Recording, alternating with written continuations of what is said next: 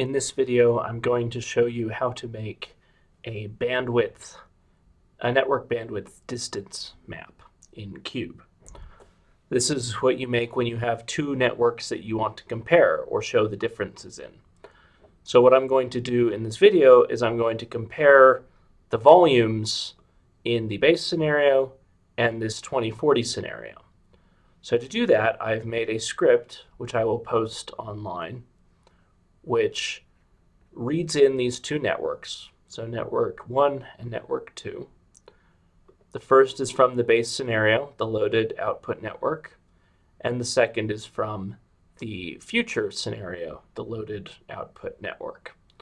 So I read in each of these and then write out a network with the base volume, the future scenario volume, and the difference between them. So this is a fairly simple script. In this link merge phase, we take link inputs from the network 1, that's this current year or calibration year, and then we take the link inputs from network 2, which is that future year network. We take the total volume, and then the difference is just the EC2040 minus the base. So we run this file, and it generates this output growth.net file.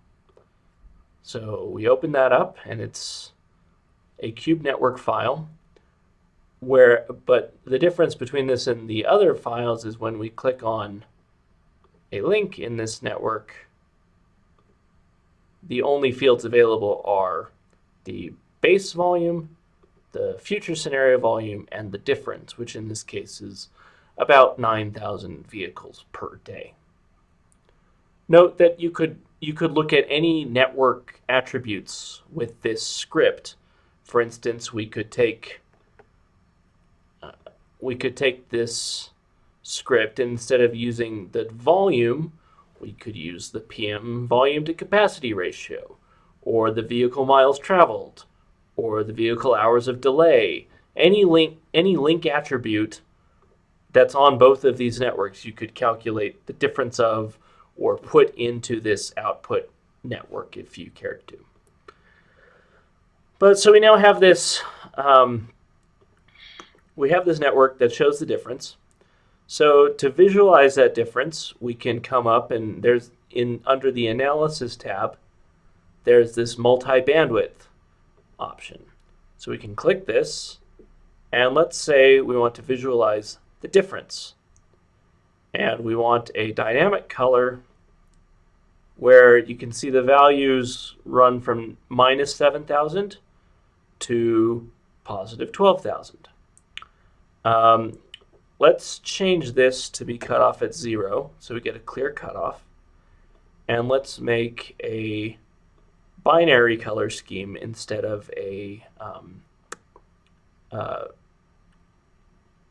this sort of single color one. And let's make a little bit more distinction between the negative colors and the positive colors. So let's go from red to blue. No, blue to red is fine. But let's take this color and make it a lighter blue, and this color kind of a lighter blue as well. And this color, let's make it more of a pink. You can define custom colors here if you want to be more careful about it, but this might be good for now. Actually, this should be a blue. This should be a negative change, so let's make it like this. Okay. It's not the best color scheme in the world, but it'll work. And so now you see that almost every link in the network is a positive change. Curious, actually, if we can find any negative change network links. The ones that are there appear to all be fairly small at this point. But it's not unexpected. You would expect, in general, that traffic is going to increase with population growth. But yeah, that is the network bandwidth plot that you will need to make.